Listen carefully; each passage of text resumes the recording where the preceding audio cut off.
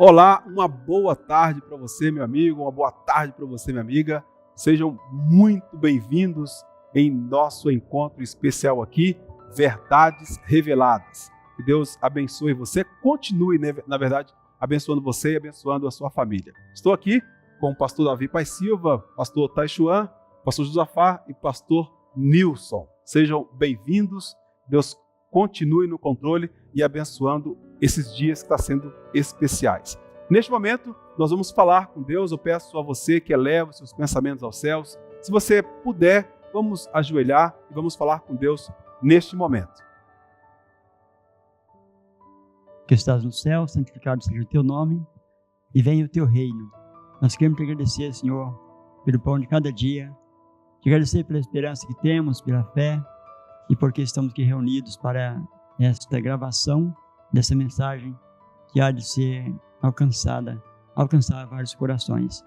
Abençoe nossos trabalhos de hoje, bem como essas mensagens no coração daqueles que hão de ouvir. Queria sensibilizá-los com o poder e a graça do teu Santo Espírito. Em nome de Jesus. Amém. Amém. Muito bem.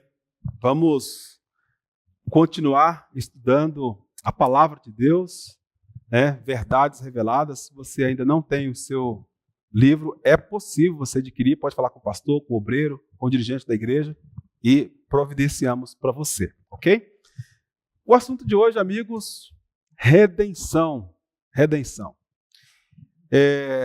Eu gostaria de ouvir vocês, vamos estar juntos aqui dialogando, mas eu tive analisando um ponto, em razão do pecado, o homem ele foi separado de Deus, correto? Se existe alguma chance, alguma oportunidade para o homem, o que vocês me dizem em relação a isso? O que foi preparado para que o homem pudesse ser restaurado? Quando o homem pecou, se separou de Deus, ele não tinha condições de voltar. Por isso que a Bíblia compara o homem com uma ovelha. Mas o que aconteceu? Deus veio buscá-lo, Deus veio resgatá-lo. Né? Como que Deus veio resgatá-lo? Então, Deus havia dito que no dia que o homem pecasse, ele morreria. E por que ele não morreu no mesmo dia? Porque Jesus veio, se colocou no lugar do homem e morreu por ele. Então, na Bíblia, a Bíblia fala de reconciliação. O homem não podia se reconciliar com Deus, mas Deus veio buscar o homem e morrer por ele para que ocorresse a reconciliação. Aí o homem podia ser resgatado. Interessante. Então, no caso, foi preparado algo para o homem depois que ele pecasse. Seria mais ou menos isso? Exatamente. Quer dizer, a preparação foi feita muito antes, na eternidade. Para que esse homem caísse, já tinha provisão. Tá. É interessante que no Éden tinha uma condição para eles permanecerem lá. A permissão seria obediência completa. E eles desobedeceram. E na desobediência tiveram que ser expulsos de lá. Ou seja, o homem perdeu o acesso àquela oportunidade que eles tinham. Como vocês podem me dizer em relação a este resgate, a esse plano, essa providência em relação ao que eles fizeram? Tem uma chance para o ser humano? À medida que o homem caiu, à medida que o homem pecou, ele criou uma dívida impagável, vamos dizer assim, E agora existe esse plano, como o pastor Davi mencionou, que foi criado antes mesmo da criação do homem, e este plano agora dá oportunidade de o homem ter o perdão dessa dívida através do sacrifício de Jesus. Então, através da morte de Cristo, essa dívida que o homem havia herdado, ela automaticamente é lançada sobre Cristo, e agora, através da sua morte, o seu sangue, o homem ele é redimido. Interessante. Só que você pode falar, pastor? Tem um texto aqui na palavra de Deus, no livro de 1 Pedro, no capítulo 1, e o verso 18 e 19, 2 versículos. Sabendo que não foi com coisas corruptíveis, como prata ou ouro, que fostes resgatado da vossa vã maneira de viver, que por tradição receberam dos vossos pais. Então aqui fala de resgate, O homem sendo resgatado. Agora com quê? Mas com o precioso sangue de Cristo, como de um cordeiro imaculado e incontaminado. Então aqui fala o preço do resgate. O sangue de Jesus Cristo, do Filho de Deus. Então um preço que não tem como nós avaliarmos, né? Tá, então, falando preço, quando falo de preço, eu entendo que tinha uma dívida. Certo? Uma dívida impagável. Então, Cristo veio e pagou essa dívida. Seria mais ou menos isso? Exatamente. E pagou com o seu sangue? Com o sangue dele. Muito então, a palavra redenção, conforme ouvimos uma explicação, não está vindo, podia até falar para nós, ela tem um sentido, sabe? A palavra redenção é uma palavra de mercado, uma palavra comercial, mas é aplicado no plano da redenção, porque quando se fala em redenção, no tempo da escravidão, os escravos eram vendidos e comprados na praça. Quando um escravo já estava doente, não estava produzindo muito, eles iam vender na praça o escravo, né?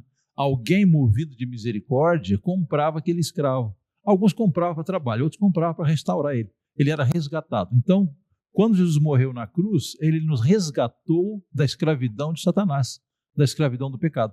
Por isso que a redenção significa comprar de volta o que Jesus fez por nós. Muito bem. Me lembro eles contou uma hipérbole, não foi uma parábola, né? Do credor que devia 10.000 talentos. Mas não tinha condição de pagar aquela dívida, de jeito nenhum. E ele ainda propôs, senhor, eu vou pagar tudo, deixa comigo, eu vou resolver. Aí o senhor, não adianta, né? Teve misericórdia dele, né? E depois ele encontrou outro conservo de quem ele quis cobrar, e teve que pagar a dívida.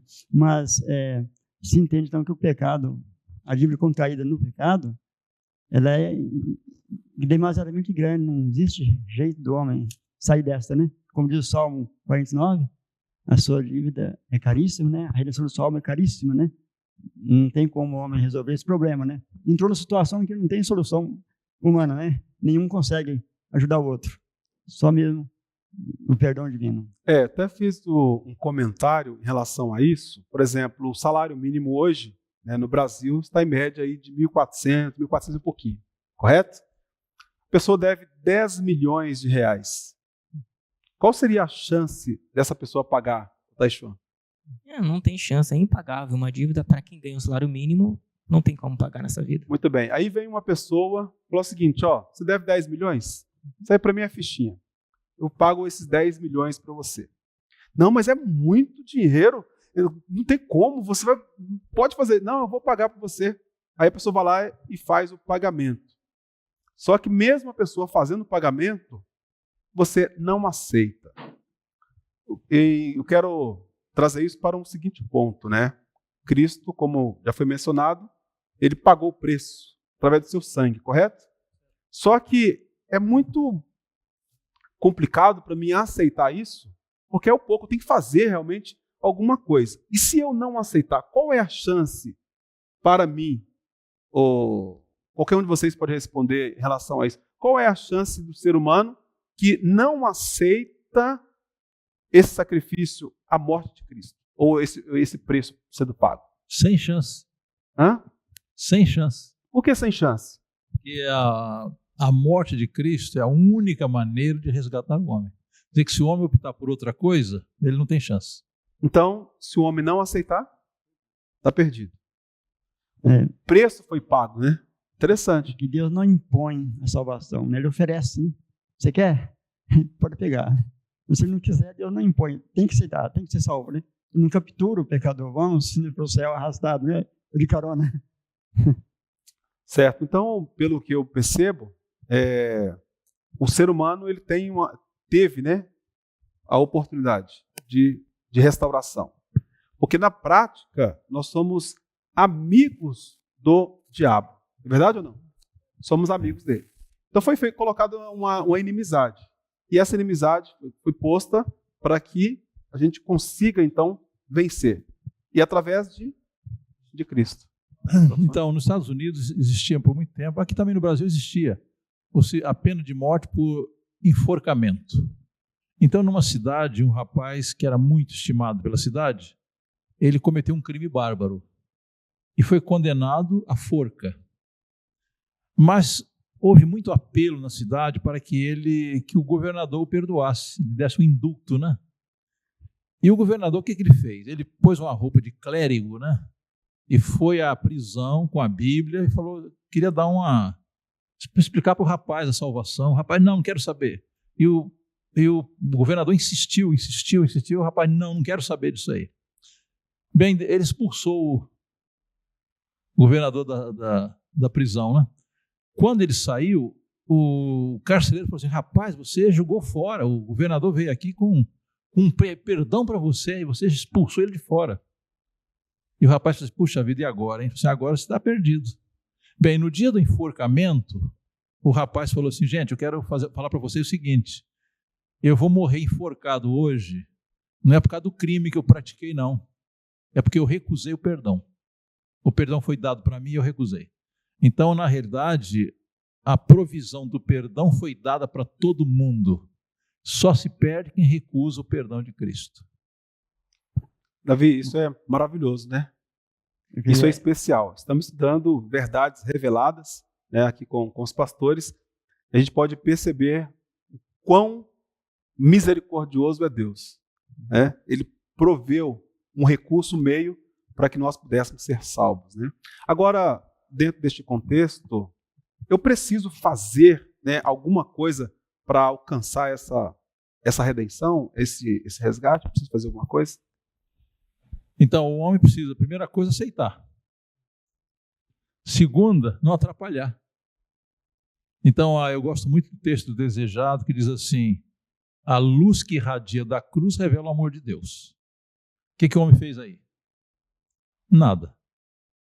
Esse amor nos atrai a ele mesmo. O que o homem fez? Nada. Aí vem a parte do homem. Se não resistirmos a essa atração, seremos levados ao pé da cruz em arrependimento. Quando o pecador é levado pelo Espírito Santo ao pé da cruz, o próprio Espírito Santo opera nele o arrependimento. Ele é arrependido, ele é perdoado, é justificado. Justificado, ele nasce de novo. Nascido de novo, o Espírito Santo coloca a lei no coração. Ele vai obedecer por amor. Então, o fruto dessa reconciliação é uma vida de obediência, uma vida de amor, uma vida de dedicação, uma vida de submissão à vontade de Deus. Interessante, né? Tá, João? É interessante que na própria vida de Cristo, na prática, vamos dizer assim, enquanto Jesus esteve aqui na terra, os fariseus que limitavam a salvação entre os judeus, eles ali acusavam Jesus, né? Ah, mas este homem recebe pecadores. E isso nós vemos a grande esperança que nós, pecadores, temos hoje. Porque Cristo, ele recebe os pecadores. Ele perdoa. Inclusive, ele não veio para os que estavam sãos, né? Por exemplo, quem precisa do médico? É a pessoa que está doente, não é verdade? O problema é que não tinha nenhum são, né? Nenhum são. Nenhum são. Eles pensavam que eram sãos. Achavam que estavam bem tranquilos, né? Interessante. Um ponto que eu quero trazer aqui é que lá no Éden, né, quando os nossos primeiros pais falharam, aí eles tiveram uma ideia. Espera aí, agora nós estamos nus, eu preciso de fazer alguma coisa. Foram lá e cobriram com folhas de figueira. Certo? Ou seja, comente um pouco para mim sobre a justiça própria. Geralmente nós queremos fazer alguma coisa, né? E nós herdamos isso. Quem quer comentar? Josafá, ou Deus, qualquer um de vocês aí. Então, eu acho que essa ideia da cobertura de folha de figueira é um quebra-galho, ou seja, um arranjo, né? Ou uma gambiarra que se faz, né? Para salvar, né? Mas ninguém consegue salvar com gambiarras assim, né? E eu penso que toda vez que a gente pensa ajudar Deus um pouquinho na salvação, né? Dá errado. Não funciona, né? Não funciona. Não dá certo. Interessante que, apesar deles colocarem aquele avental de folha de figueira, quando Deus veio, eles correram. Aquilo não resolve. Mas o que é a folha de figueira? Quando Deus falou assim, vem cá, Adão, você comeu do fruto? Assim, a mulher que você me deu, ela me deu. Começou a justificação própria, começa a acusar os outros, né? Chegou para Eva e falou assim, vem cá, Eva, você comeu, você é uma serpente que o Senhor criou. Então, isso é justiça própria. A folha de figueira, o avental de folha de figueira, é símbolo da justiça própria, que não resolve. Prova disso é que quando Jesus veio buscá-los, eles correram, se esconderam. Então, em cima disso, irmão Davi, quando nós cometemos um pecado e acusamos o outro, por tabela estamos acusando a Deus, né? Porque o que aconteceu? Adão falou que foi a Eva falou que foi a serpente, mas por tabela estava acusando quem? O próprio Deus, né? Então é mais ou menos isso. Então eu não posso justificar o meu pecado, correto? Certo. Porque quando eu justifico o meu pecado, eu estou dizendo que eu estou certo. Seria mais ou menos isso? Isso. Então a gente precisa de realmente depender de Cristo 100%, né? Essa folha de figueira, entre Adão e Eva, estava tudo bem, né? Se cobriam. Então, entre nós, a justiça própria funciona. Eu estou bem aqui, guardo o sábado bem, Tô de boa. legal. Mas eu e Deus, o problema é diferente. Não dá para comparecer perante Deus com essa folha de figueira, não dá. Exatamente. Eu posso comparecer na igreja, né? Fazer um culto, etc, tudo, com folha de figueira. Mas perante Deus não dá certo. Josafá? Sobre essa questão do o que eu devo fazer para ajudar na minha salvação, né? Eu escutei um irmão de grande experiência falar, já diz, olha, Deus faz 99% e o homem faz 1%? Não, diz Deus faz 99% e 1% o homem atrapalha. Ele não completa, ele atrapalha. Certo? Na verdade, Deus faz 100%. Né? Esse assunto de querer ajudar Deus na salvação só complica. Por exemplo, Deus prometeu a Abraão que ele ia ter um filho com 100 anos de idade. Certo. Ele achou que Deus não tinha condições de fazer isso. Ele coabitou com a escrava. Criou um problema que está até hoje. É a briga entre árabes e judeus. Quer dizer, quando o homem tenta ajudar Deus, salvá-lo, ele acaba atrapalhando. Muito bem. Estamos partindo para a finalização, mas um ponto que eu quero chamar a atenção aqui em relação ao que foi provido, né, para os nossos primeiros pais após eles terem pecado, foi um cordeiro, né? Este cordeiro era Cristo, correto? E este cordeiro que representava Cristo, lá no Éden, quando foi realmente consumado? Quer dizer, a Bíblia fala de Jesus como cordeiro morto desde a fundação do mundo, né? Quer dizer, que em figura, em símbolo, no mesmo dia que o homem pecou, o cordeiro morreu. Mas, na realidade, o cordeiro que nos salva é Cristo, que foi crucificado no Calvário. Aí João falou assim, eis o cordeiro de Deus que tira o pecado do mundo. Perfeito. Então, aquela provisão que os nossos primeiros pais pegaram era a justiça própria. Cristo, através daquele cordeirinho, Deus deu uma vestimenta para eles, né?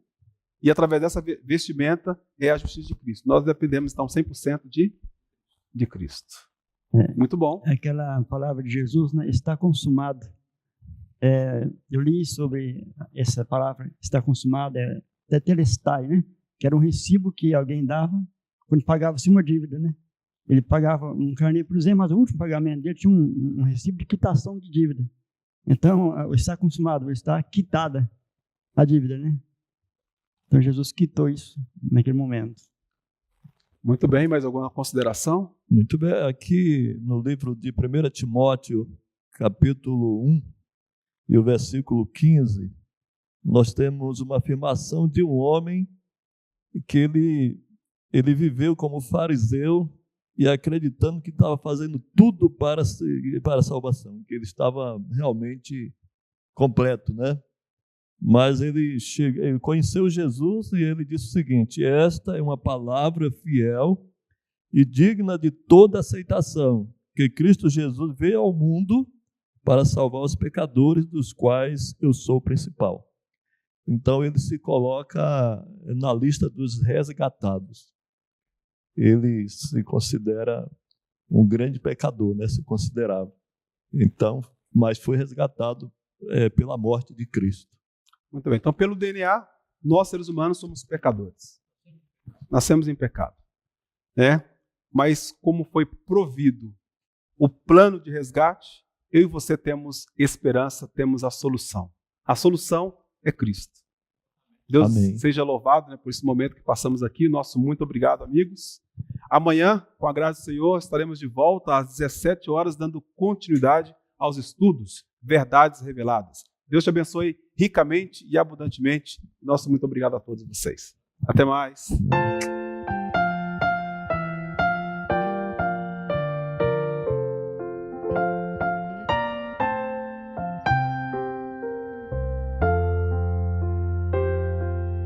Manso e suave, Jesus está chamando, chama por ti e por mim. que ele as pode.